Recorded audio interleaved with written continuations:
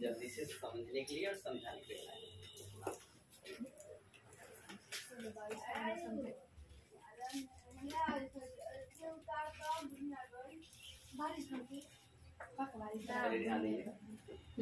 तो आज हम देखने वाले क्लास 12 का पॉलिटी चैप्टर नंबर आपका 3 है और चैप्टर नाम है समकालीन दक्षिण एशिया। अलग अलग किताबों में आपका ये चैप्टर जो है अलग अलग जगह आपको मिलेंगे। ये आपको हो सकता है कि चैप्टर नंबर आपको 5 में भी कहीं देखने के लिए आपको मिलेगा, लेकिन आपके इस किताब के अकॉर्डिंग जो है इस किताब के अकॉर्डिंग आप खोलकर देखेंगे जिसमें आपको चैप्टर नंबर 3 मिलेगा। तो इस चैप्टर नंबर 2 पर आए 3 पर उससे मतलब नहीं, आपको मतलब नॉलेज से मतलब रखने चाहिए, कंटेंट से।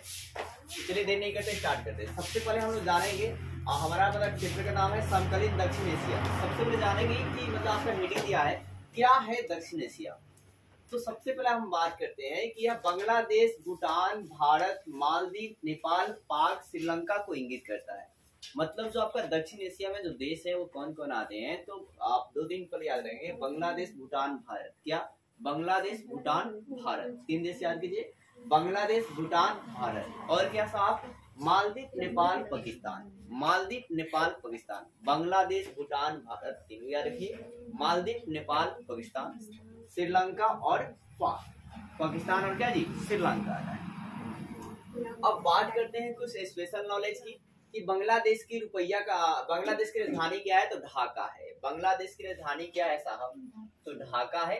और बांग्लादेश का मुद्रा का नाम क्या है, तो टका है।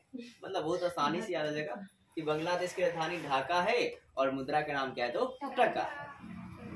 अब भाई क्या है कि एक बात और करें कि भूटान की राजधानी क्या है, तो थिम्पू है। भूटान की राजधानी थिम्पू है और भूटान की मुद्रा का नाम क्या है, तो नेगुलत्रम है। क्या है? नेगुलत्रम है।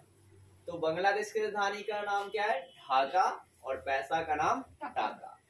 भूटान की थिम्पू और पैसा का नाम नेगुलत्रम। क्या है? नेगुलत्रम। इंडिया को तो हर किसी को पता होगा, इंडिया की राजधानी न्यू दिल्ली है और आपका इसका पैसा का नाम क्या है, रुपया, मुद्रा का नाम क्या है, तो रुपया है। अब मालदीव की बात करें तो मालदीव की जो राजधानी है वो मेल है। वो क्या है? मेल। मालदीव की राजधानी क्या है? मेल। और मालदीव एक द्वीपीय देश है। कैसा देश है? द्वीपीय देश। फिर इसके आपके पैसा की बात करूं तो इसका पैसा का नाम क्या है, तो मालदियन रुपया। क्या है? सॉरी, मालदियन रुपया है। क्या है? मालदियन क्या जी? रुपया है। तो मालदीव के मुद्रा का नाम क्या है, तो मालदियन रुपया है। ठीक है। इसके बाद नेपाल की जो राजधानी है वो कहाँ है साहब, तो काठमांडू है। क्या है? काठमांडू है। नेपाल की राजधानी काठमांडू है और नेपाल का मुद्रा का नाम क्या है, तो नेपाली रुपया। क्या नाम है? नेपाली रुपया। तो रुपया लगा देना है। अब है क्या, पाकिस्तान की राजधानी बात करें तो इस्लामाबाद है। पाकिस्तान की राजधानी इस्लामाबाद, ये भी आपको याद होगा। और यहाँ पर मुद्रा का नाम क्या है, तो पाकिस्तानी रुपया है। जैसे नेपाल की नेपाली रुपया है, उस तरह पाकिस्तान की पाकिस्तानी रुपया है। जैसे कि यहाँ पर गांधी रहेंगे, वहां पर आपका मोहम्मद अली जिन्ना रहते हैं। अब श्रीलंका की बात करें तो श्रीलंका की राजधानी क्या है, कोलंबो है। क्या है? कोलंबो। और यहाँ पर मुद्रा का नाम क्या है, श्रीलंकन रुपया। श्रीलंकन क्या जी? रुपी।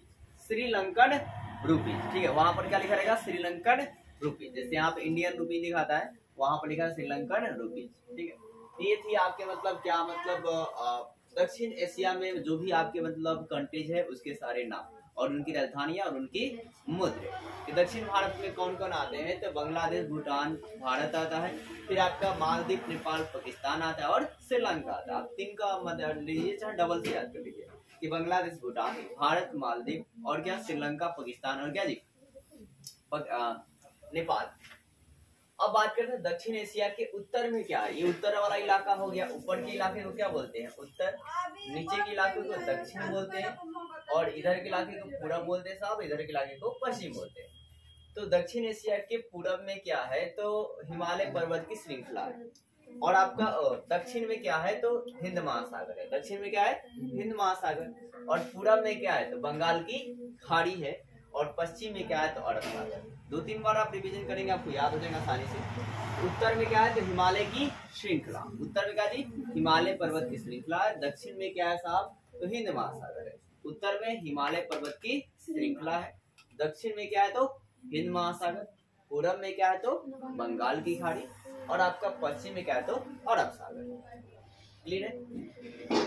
अब देखिए इस क्षेत्र में चर्चा जो है किसे शामिल किया जाता है? जब इस क्षेत्र में चर्चा होता है, दक्षिण एशिया में जब चर्चा होती है तो किसको शामिल किया जाता है? तो अफगानिस्तान और म्यांमार को शामिल किया जाता है। म्यांमार को बर्मा भी कहा जाता है। किस नाम से जानते हैं? बर्मा के नाम से। अब अफगानिस्तान की राजधानी क्या है? काबुल है। क्या है? काबुल। अफगानिस्तान की राजधानी काबुल है और अफगानिस्तान का मुद्रा का नाम क्या है? अफगानी है। क्या जी? अफगानी। फिर म्यांमार की जो राजधानी की बात करें तो कभी बर्मा भी दे देगा और कभी आपको देगा नैप-ईडा। क्या जी? नैप-ईडा। क्या है? नैप-ईडा इसका राजधानी है और मुद्रा का नाम है कयात। क्या नाम है? कयात है। म्यांमार की मुद्रा का नाम क्या है? कयात है। अब बात करते हैं साहब कि मतलब आपका है क्या कि कुछ दक्षिण एशिया से जुड़े इंपॉर्टेंट पॉइंट्स के लिए। ये सारे आपके दक्षिण एशिया में ही, मतलब दक्षिण एशिया क्या है, इसी टॉपिक जब आएगा तो आप इतनी सारी बातें को लिखेंगे। क्या लिखेंगे कि मतलब अगर मान लीजिए सब मुद्रा उद्रा का आप भूल भी जा रहे हैं तो मेन बातें लिखेंगे। दक्षिण एशिया में जो है आपका बांग्लादेश, भूटान, फिर क्या जी, भारत, मालदीव और आपका नेपाल, पाकिस्तान, श्रीलंका जो है आता है। ऐसे आप लिख लेंगे।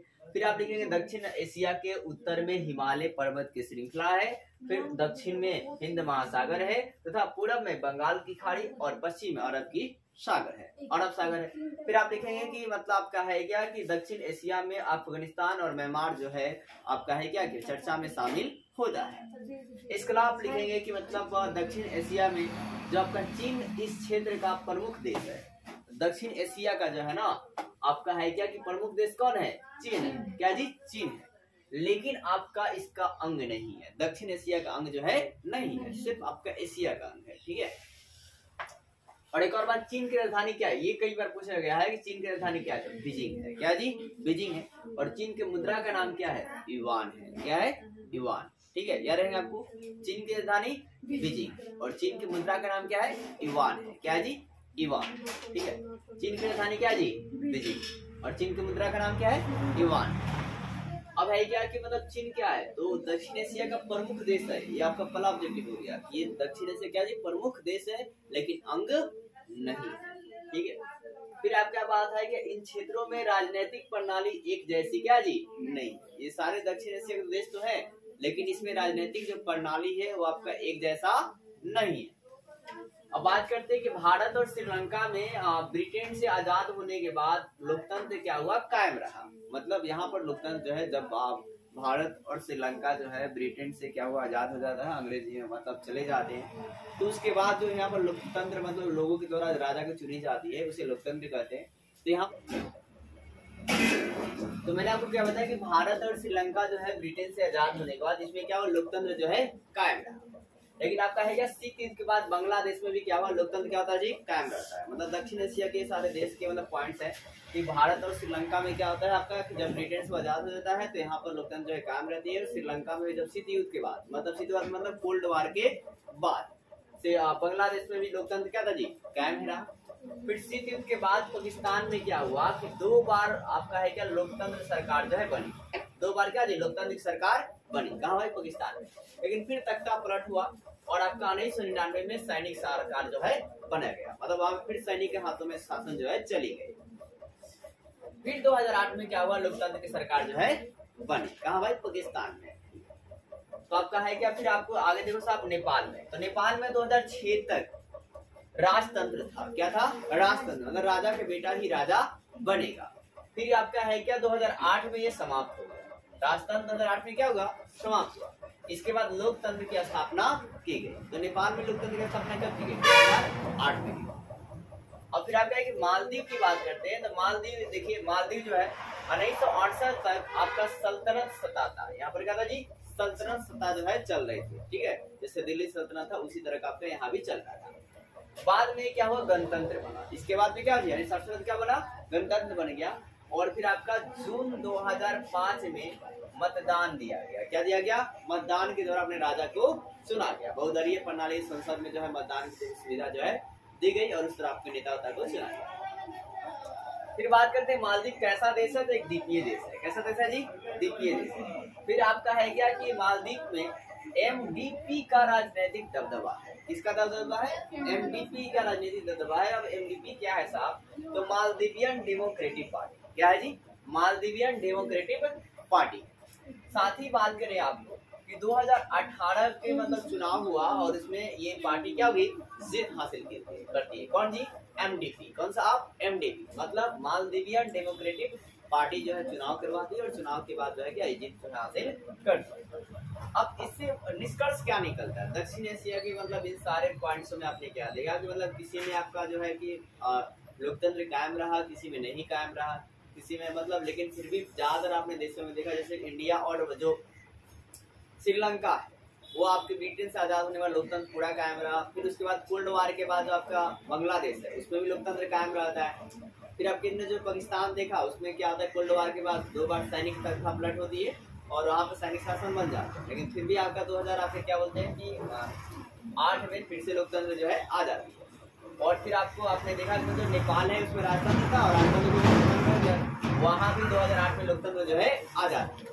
फिर आप मालदीव की भी बात करते हैं तो यहाँ पे भी 2005 में क्या होता है, मतदान देने का अधिकार मिल जाता है। फिर एमडीपी पार्टी 2018 में जीत जाती है। ऐसे में निष्कर्ष यही निकलता है कि सारे दोस्त जो है सारे जो दक्षिण एशिया के देश थे वो लोकतंत्र को चाहते थे, ठीक है, मतलब लोकतंत्र जो है अच्छा है। इस क्षेत्र के हर वर्ग और हर धर्म के जो लोग हैं वो क्या जी, लोकतंत्र को अच्छा जो है मानते हैं। यहाँ लोकतंत्र होना चाहिए ताकि कोई भी मतलब अपना वर्चस्व को ज्यादा दिखाए नहीं। उम्मीद करता हूँ वीडियो आपको अच्छी लगी और वीडियो अच्छी लगी तो लाइक कीजिए, चैनल सब्सक्राइब कीजिए और ज्यादा शेयर कीजिए।